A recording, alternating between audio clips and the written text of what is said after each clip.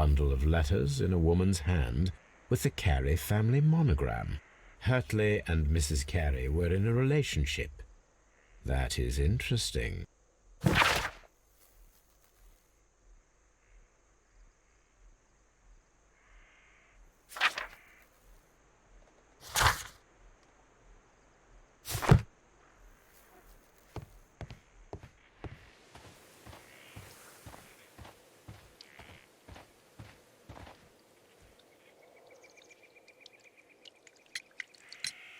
Madam, I am aware of your affinity with Liam Hurtley. Oh, what are you talking about?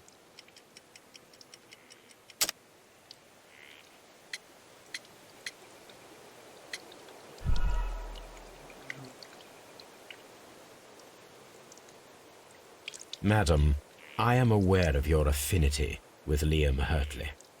Oh, what are you talking about?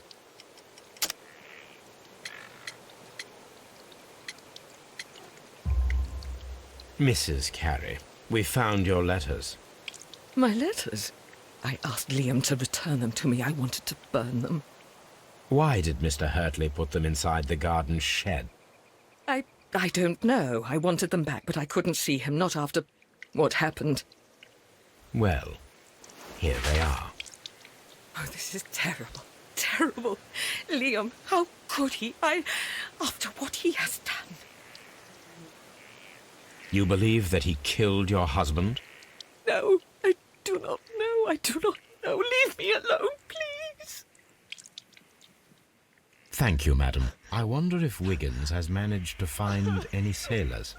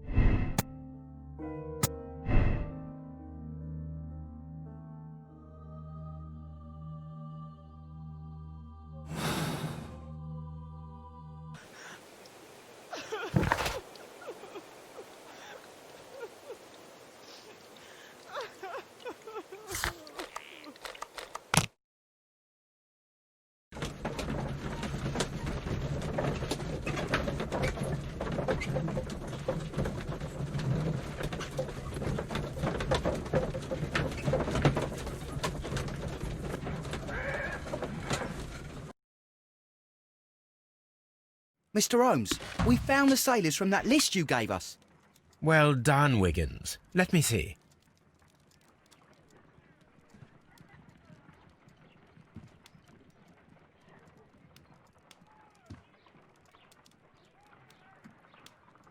This is interesting. Let us review the other sailors now. This man is a harpooner, and his initials are PC. the same initials that were found on the tobacco pouch. Wiggins, could you gather some information on one of the sailors that you found? His name is Patrick Cairnes. We found Patrick Cairnes. Good job, Wiggins. Where is he? He lives in a small furnished dump of a room, but he's always at the Sea Witch pub, where he does arm wrestles for money and drinks. Excellent. Here is your reward. 2 guineas. Thank you, sir.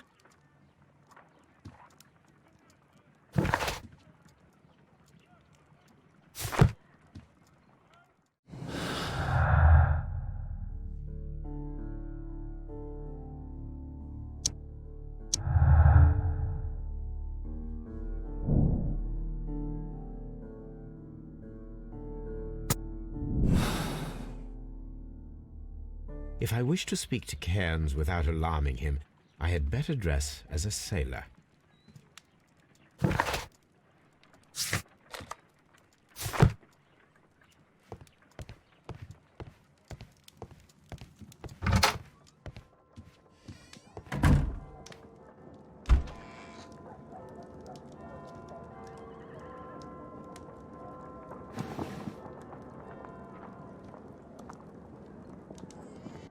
Now I can approach Cairns and see if he recognizes the pouch.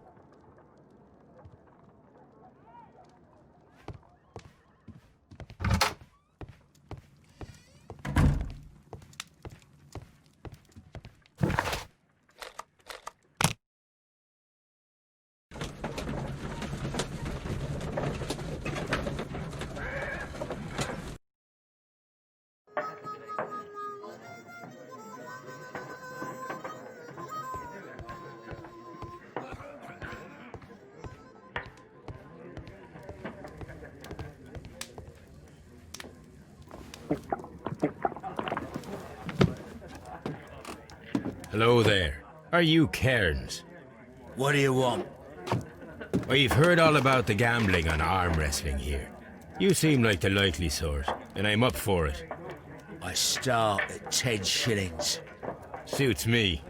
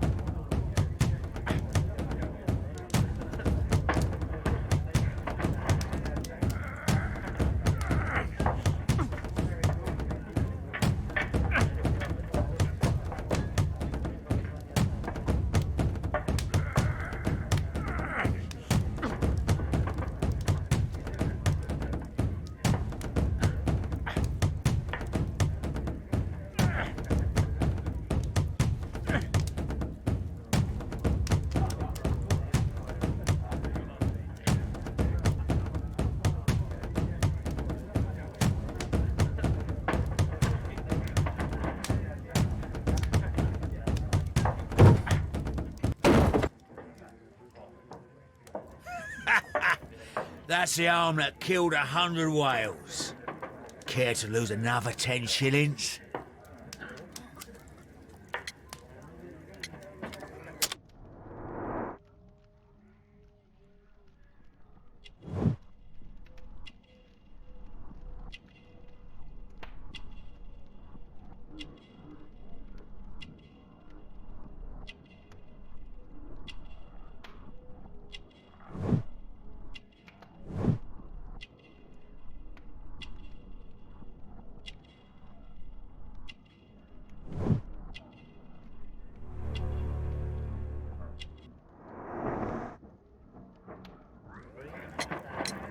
I'm ready to try again.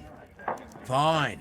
If you want me to take all your money, no problem with that.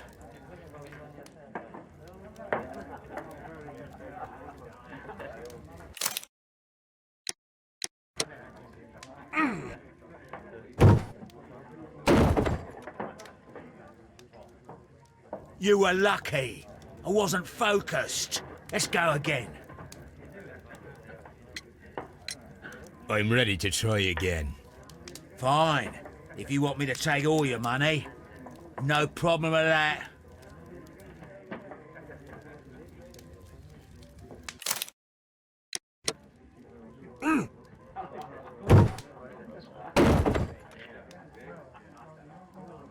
Well, good for you, I reckon. You're stronger than you look. Here's your 10 shillings. I'd like to buy you a drink. Good winner as well. That's good. Let's have a drink.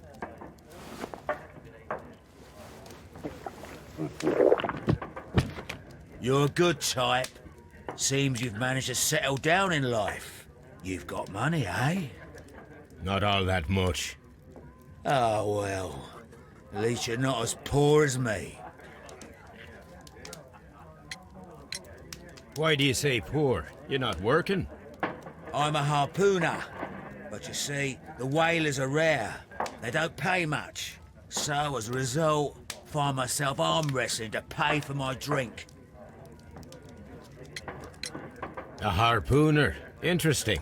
You've had a lot of adventures, I bet. Ah, of course. It's been a dozen years since I've sailed. I've seen everything. Old Wallace, damn Black Peter, Great Roger, we sailed to the Cape of Good Hope. Black Peter, you say? I've heard rumours about that one. He was the worst of them all. He was a liar, and violent too. Swinging those fists of his around. He was a tyrant, and not much of a captain. At least, not as good as Great Roger. I see. Yes. I was told terrible tales about Black Peter. But you ain't heard the worst. Tell me, and let's have another drink. It was in 1883 that it happened. The August of that year. Peter Carey was captain of the Sea Unicorn, and I was a spare harpooner. We were coming out of the ice pack on our way home. One evening, we saw a little craft that had been blown north. There was only one man on her, and he wasn't a sailor.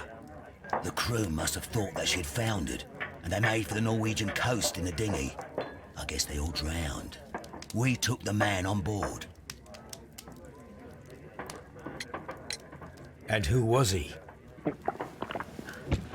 I dunno. During the crossing, he and the skipper enjoyed some long talks. His baggage was just a tin box. That's strange enough. Aye. Even stranger was that on the second night, he disappeared. Nobody knew what happened to him. And of course, nobody could ask Black Peter about it. You know what happened, don't you? I do. I saw the skipper tie his heels and push him over the rail in the middle of my watch on that dark night. 2 days before we sighted the Shetland lights. Black Peter's a murderer. Aye. And those that know him wouldn't be surprised to hear it. But all this must stay between us. All right? Of course. Back in a second. I'm off to the Kazi. I'll be here with my drink.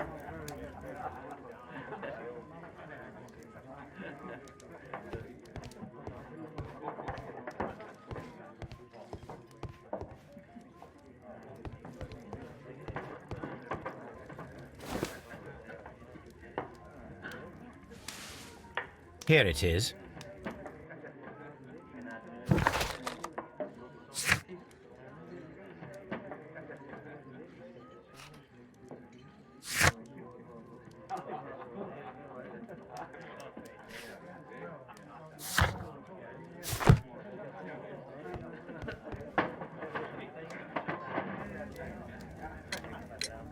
Have you got any tobacco? I've run out of mine. Nah, I lost my pouch. I don't know where. Wait a minute. What's this? Oh, is this your tobacco pouch? Well, oh, it is. Well, I have to go now. I know a captain who's planning an expedition to Cape Cod. Captain Ahab's his name. He commanded the Pequod. He might need good harpooners. I'll tell him about you. Maybe, if you like, I. I'm done here. It's time to leave.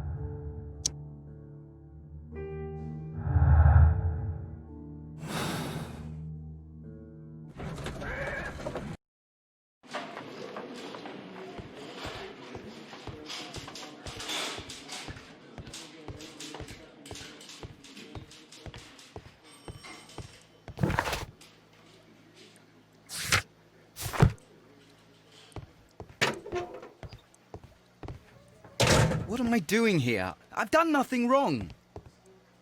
I'm not saying another word.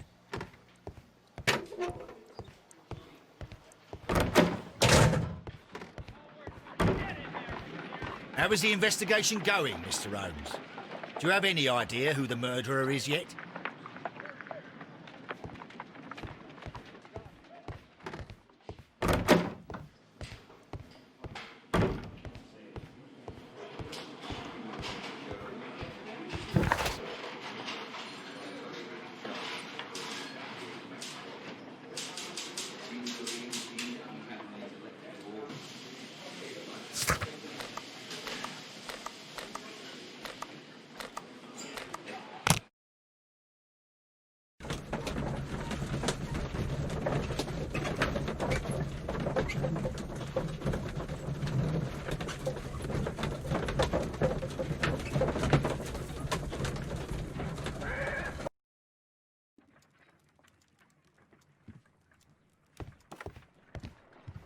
You met Patrick Cairnes, the harpooner. Do you believe he's the murderer?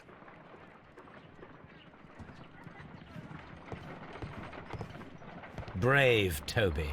The best nose in the British Empire.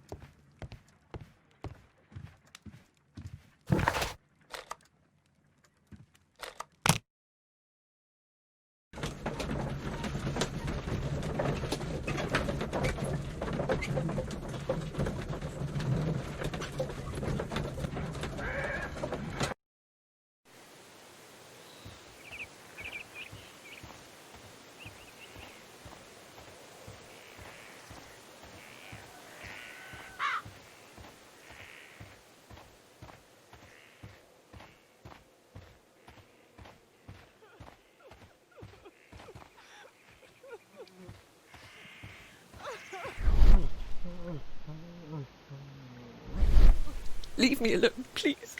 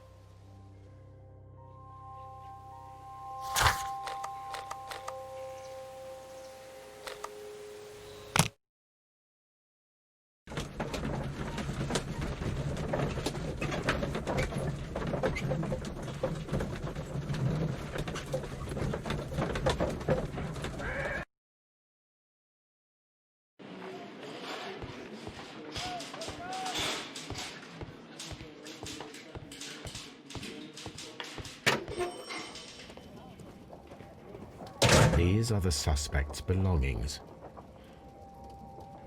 A pen, nothing unusual about it.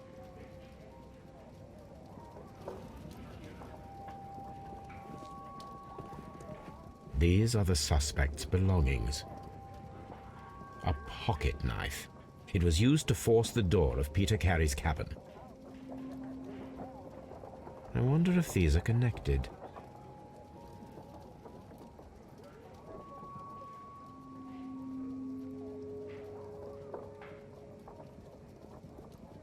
Now we have the proof that Nelligan's papers were indeed here.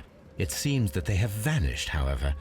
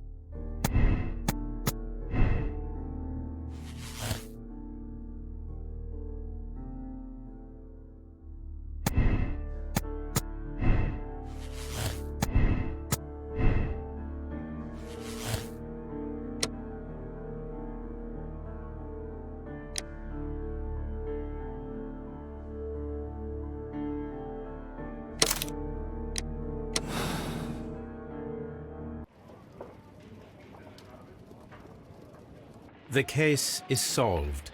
I am now ready to present the guilty party. So tell me, who killed Black Peter? It was John Nelligan, Inspector. I thought as much, but I failed to see his motive. Revenge, Inspector. Black Peter possessed the bond certificates that had belonged to Nelligan's father, and young Nelligan wished to retrieve them. Well then, I'll arrest this Nelligan. I don't fancy his chances of getting out of prison after this. I will accompany you, Inspector.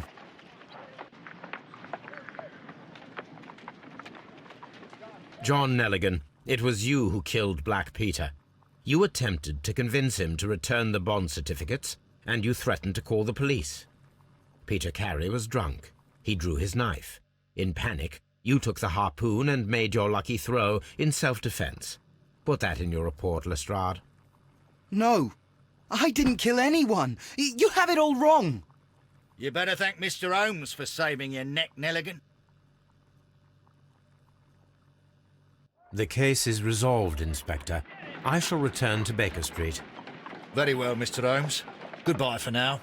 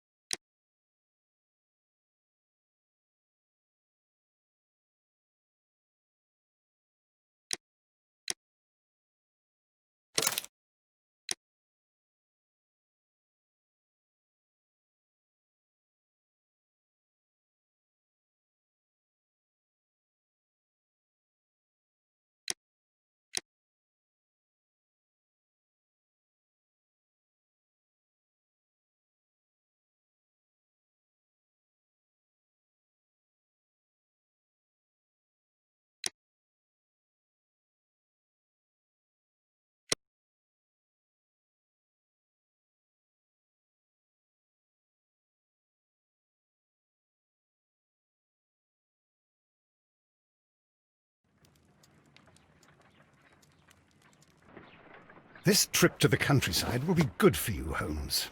As your friend and your doctor, I really do recommend that you give yourself a complete change of scene. Fresh air, brisk walks, bird watching, chopping wood. Sounds intolerable. Certainly it sounds delightful. But you haven't yet told me who your friend is, the one we're going to visit. He is a bee lover. A bee lover? Do you mean that he keeps bees? That must be Mrs. Hudson, bringing the warm cloth that I requested. There is someone to see you, Mr. Holmes. I have no time. Send whoever it is away. Yes, Holmes, I really think we ought to leave now.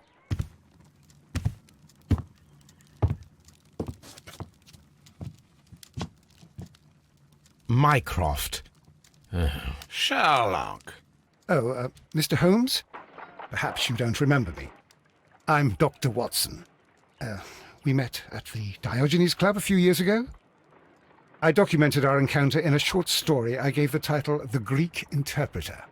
He does remember you, Watson. My brother remembers everything, and that is why he is so valuable to the government.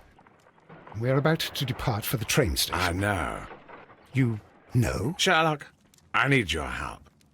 There are people who presently threaten both our country and the Crown itself. You must help us with those methods of yours. Need? Help? Those are not words I would readily associate with you, Mycroft. I wrote you a letter, but you did not reply. And this is not about politics. It's about people. People similar to those whom you pretend to defend in your petty detective affairs. Everything is about politics with you, Mycroft. I'm not interested. Have some of your agents, your spies, or worse, undertake this job of yours. You are defending your people, and they have little to do with the people I choose to help, I can assure you. That is the point. You think exactly as they do. Who are they? The Merry Men. He is talking about the Merry Men, a band of idealistic terrorists. Sherlock, do please think about it. They are planning something diabolical. Your country needs you. You need me, Mycroft, and you are not the country, although if your waistline expands very much further. Mrs. Hudson, tea will not be necessary. Dr. Watson, the train conductor, Mr. Parker, is aware that you will be 7 minutes late. You are in the 4th car. The train will be waiting for you. Sherlock, enjoy your time in Staffordshire. And do, please, at least write to me on your return.